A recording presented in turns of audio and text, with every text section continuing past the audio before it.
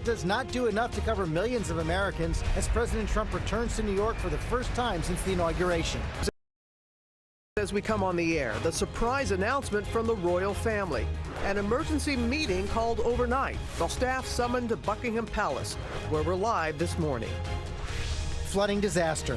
Entire communities underwater this morning as rivers rise, forcing people from their homes. This cabin swept up in the water, smashing into a bridge. Oh my God! This entire church underwater and a school bus full of children caught in the flood. The race to rescue them. And a family saying they were kicked off an overbooked Delta plane and threatened with jail after being forced to give up a seat they purchased for their baby. Yeah, that's fine. You and your wife will be in jail. What the family is now saying this morning. Live in Times Square, this is GMA with Robin Roberts, George Stephanopoulos, and Michael Strahan. And good morning, America. We have a lot to get to this Thursday morning, including that big announcement from Buckingham Palace. You see it there live. Prince Philip is retiring from public life. We'll have more on that ahead. And it is International Firefighters Day, and Michael is with the FDNY on his way to a very special event that honors the boldest and the bravest, and we can see you're in great company there, Michael.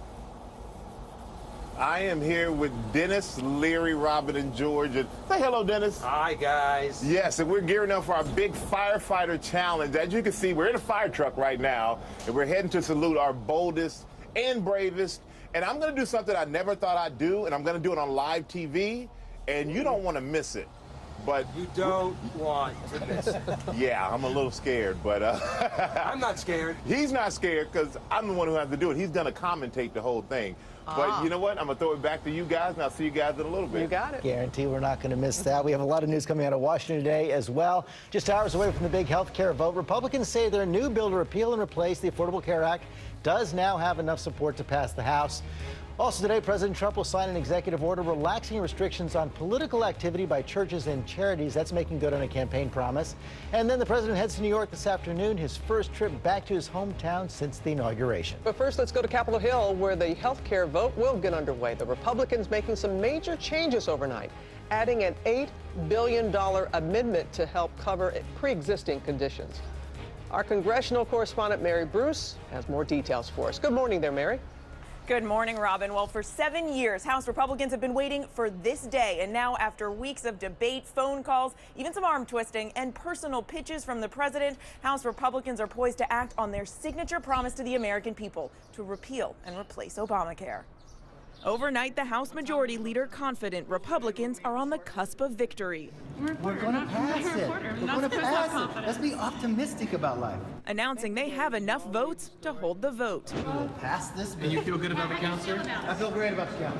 The last big sticking point concerns the bill would undermine protections for Americans with pre-existing conditions. But on Wednesday, two key Republicans struck a deal with the White House to bring the bill back to life. With this addition that we brought to the president and sold him on in over an hour meeting in here with him, that we're both yeses on the bill. A new amendment giving states $8 billion over 5 years to help cover Americans with pre-existing conditions. Is this funding enough to protect people with pre-existing? Yeah, I asked the question whether the funds would be sufficient, and the answer was yes. But the medical community overwhelmingly disagrees, saying that's just a drop in the bucket.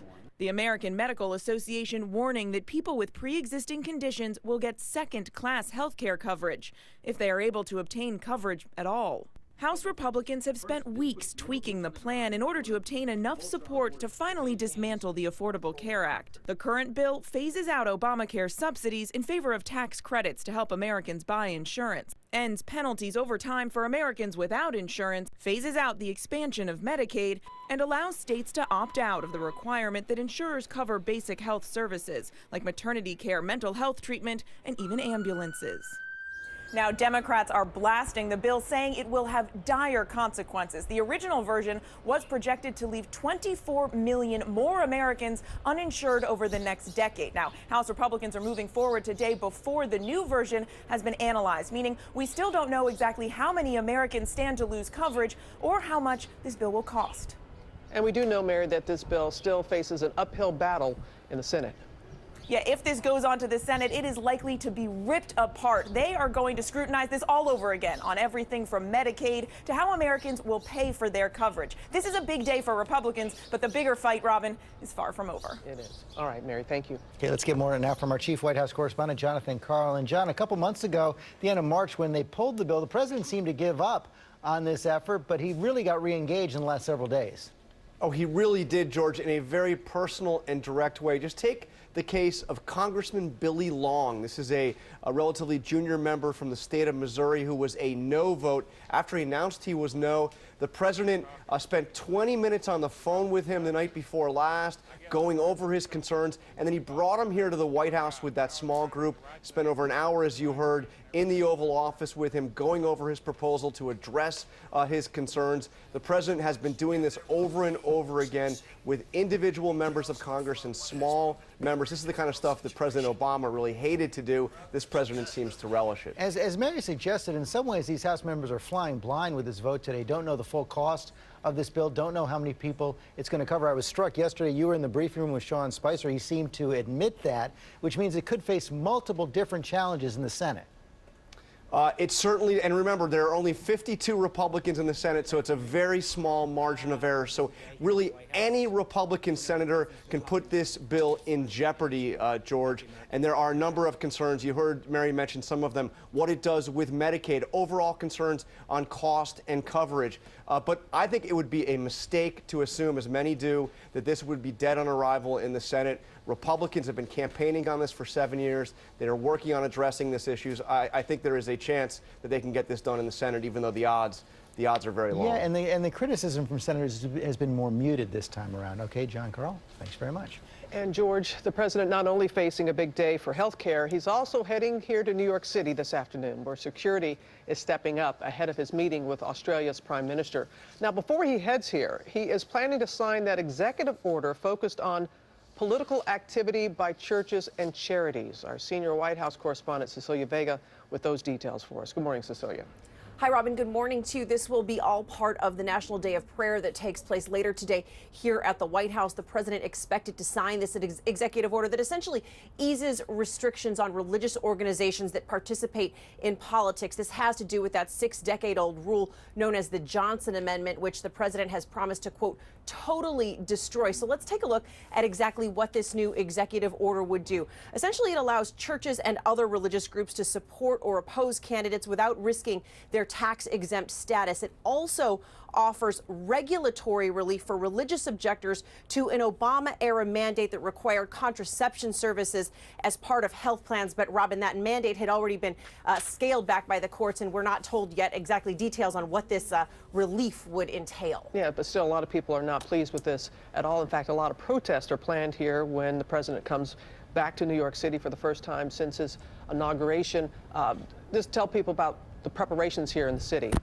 Yeah, you're exactly right. Law enforcement preparing for some big protests today. This, as you know, will be the first trips for the president back to his home in New York City. He's going there today to meet with Australia's Prime Minister.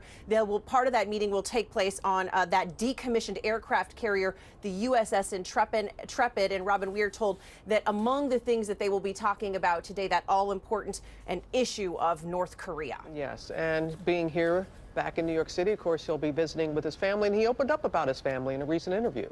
A rare opening up from the president. This took place in Bloomberg. The president says that the First Lady and his son, Barron, his 11-year-old son, will be moving here to the White House. Robin, he says they just got Barron into a good school here in Washington. All right, Cecilia, thank you. Find out soon what it is. We're going to move on now to FBI Director James Comey, grilled on Capitol Hill over his decision to publicly reopen the Hillary Clinton email investigation just 11 days before the election, and the continuing investigation into any ties between the Trump campaign and Russia. Our senior justice correspondent Pierre Thomas covers the FBI. Good morning, Pierre. Good morning, George. We've never seen Comey quite this animated, this emotional, as he gave his most detailed account yet about his impact on last year's election. Tell me what you would do. An emotional James Comey in perhaps his most dramatic testimony as FBI director. Look, this was terrible. It makes me mildly nauseous to think that we might have had some impact on the election. Comey referring to that bombshell moment in late October when he made the decision to reignite the closed investigation into Hillary Clinton's emails. Wounds that still run deep. Just this week, Clinton in part blaming Comey for her November loss. I was on the way to winning. If the election meant on October 27th, I'd be your president. October 27th is the day Comey's senior investigative staff secretly requested an urgent meeting, telling Comey they had discovered potentially thousands of new Clinton emails in connection with the sexting investigation of Anthony Weiner, the husband of one of Clinton's top aides, Huma Abedin. We may be finding the golden missing emails that would change this case. And with that, the FBI director said he faced a critical dilemma. Would you speak or would you conceal? Speak would be really bad. There's an election in 11 days. Lordy, that would be really bad. Speaking meant notifying Congress that the Clinton case was back open, just 11 days before the election, which was surely to leak. And concealing, keeping the investigation secret? Concealing, in my view, would be catastrophic. Not just to the FBI, but well beyond. And honestly, as between really bad and catastrophic, I said to my team, we've got to walk into the world of really bad. I would make the same decision. The renewed Clinton investigation ultimately yielded nothing significant. Democrats are angered that even as he investigated Clinton, Comey never revealed he was also investigating alleged ties between Trump associates and Russia in the days before the election. Comey offered no apologies, refusing to give details on that case, but that investigation is ongoing and now takes center stage. George? Yeah, that's right. There's going to be more hearings next week. President Trump actually is now tweeting this morning about Susan Rice, President Obama's national security advisor. She's not testifying. She says she will only testify if it's a bipartisan request. So far, it is not. Up early, tweeting again. All right, George. Now to that breaking news overnight. The royal family summoning staff to Buckingham Palace for an emergency meeting about Prince Philip. Our chief foreign correspondent, Terry Moran, is outside the palace, has those details. Good morning, Terry. Good morning, Robin. It feels like the end of an era here. For 70 years, almost every time we saw Queen Elizabeth in public engagements, there by her side supporting her, her husband, Prince Philip, the Duke of Edinburgh. But this morning, the palace announcing that beginning in the autumn, Prince Philip will no longer carry out most public engagements. He will be stepping back from public life. And so, beginning in the autumn, when we see Queen Elizabeth at those engagements, she'll be going it alone. A stunning announcement this morning from Buckingham Palace. Prince Philip, the Duke of Edinburgh, will be stepping down from public life starting this August. The announcement, a source of intense speculation overnight, as the Queen called her household to a meeting just hours ago, setting off wild rumor-mongering that the family could be announcing an illness, an abdication, or even a possible marriage proposal. Just yesterday, the 95-year-old Prince Philip was seen greeting well-wishers and cutting the ceremonial ribbon at this cricket event. But his health has become a frequent source of speculation the last few years. This past Christmas, Philip and the Queen, who have been married for 69 years, delayed their annual holiday after both coming down with heavy colds. He was also hospitalized several times since 2008 with chest pains. Philip has been by his wife's side while she has reigned for nearly 7 decades. My grandfather was, had a very successful career in the military or in the Navy. He gave it all up to do his job and to be there to support the Queen. And I don't think they could do it without each other. In 2011, after he turned 90, Philip mentioned his desire to gradually step back from public life and spoke about his most important duty. So your first duty, first and foremost, to support the Queen? Yes. And what does that involve? Helping her, supporting her, doing anything that is valuable to her. What this means is that the royal family is now in a period of transition. Prince Charles, the Prince of Wales, and Camilla will be taking on a bigger role, as will the younger royals, Prince William, Kate, and Prince Harry. George? As you said, the end of an era. Okay, Terry, thanks very much. We're going to bring the folks back home now to that record flooding in the Midwest. Rivers have burst from heavy rains, damaging hundreds of homes, closing roads and highways. ABC's Alex Perez is on the scene in Missouri. Good morning, Alex. Hey, good morning, George. Here in this neighborhood, the river and the streets have essentially become one. It's been a nonstop operation to keep the water from getting inside homes. Overnight, a flash flood emergency for Arkansas residents, with entire communities like Pocahontas swallowed by overflowing water. Today, they have identified 9 levee breaches. It is so going to hit the bridge. The current is sending this cabin on the loose, slamming right into a bridge. Oh my my God. In Missouri, residents still on high alert. You can see the debris that the river has swept on top of the bridge. As the Merrimack River continues to swell, now 27 feet above flood stage, damaging at least 200 homes nearby, with many roads and highways across the state shut down. In Eureka, emergency crews and at least 2,000 volunteers worked around the clock, filling over 250,000 sandbags. The results of all those volunteers working, the sandbags held, the pumps are still working, and there's no water in these businesses. And in Louisiana, all students on this school bus safe after this scary situation, stuck in floodwaters at an intersection before the bus tipped to the side after severe storms dropped about 8 inches of rain in some areas. And no relief here just yet. More rain expected today before they can finally begin assessing the damage here. George? Yeah, those waters are high. Alex, thanks very much. Amy now here with today's other top stories. Manhunt over in Maryland. That's right. Overnight, George, police in Maryland captured escaped prisoner David Watson. They used night vision to track him to a drainage pipe where they say he had been hiding. He had been on the run since last week when he escaped while being transferred. He was serving a 100-year sentence for attempted murder. Well, 2 people are dead after a shooting inside a sports bar in Arlington, Texas. Police say a man shot and killed an employee after an argument, and then another customer with a concealed handgun shot the gunman, possibly saving other lives. Investigators near Boston say a freak SUV crash that left 3 people dead was a tragic accident, not intentional. The SUV suddenly accelerated, smashing through the wall of a car auction. One of those killed was an employee and mother of 3. It was just her first day on the job. Well, in Oklahoma, a school bus dash cam captured this crash. Look at that. A truck veering into oncoming traffic, flipping over. 3 people were injured, but everybody on that bus was okay. An important warning: if you use Gmail, a scam is targeting up to 1 billion accounts. It comes in the form of an email from someone you know asking to open a Google Doc. Do not open it. It is a worm that could steal all of your data, all of your contacts information. Google says it is now taking action to stop it. And finally, we want to recognize a police officer who went the extra mile to protect and serve. When Atlanta officer Shay Milton caught a 12-year-old stealing a pair of $2 shoes for her sister, he decided to investigate. He took her home and found a family in dire need. Not only did he buy them all pizzas and drinks, he is helping to collect clothes for the children, redefining the term of community policing. And it is an incredible story. I heard from so many of my friends in Atlanta, and the community there is really responding and helping out that family. But for the police officer in his own pocket to pay for the pizza and everything, and then make sure that they got the assistance they needed. Boy, talk about doing your job well.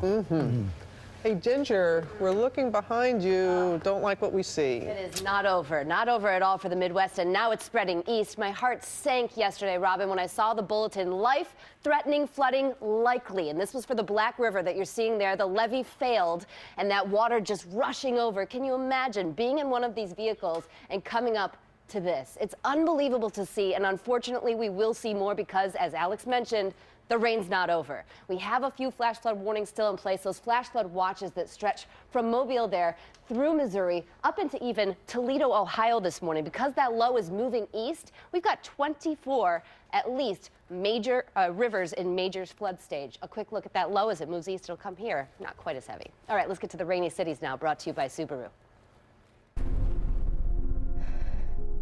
Mom, I have to tell you something. Dad. 1 second I was driving, and then the next. They just didn't stop, and then I'm really sorry. I wrecked the Subaru. I wrecked it. You're okay. That's all that matters. A lifetime commitment to getting them home safely.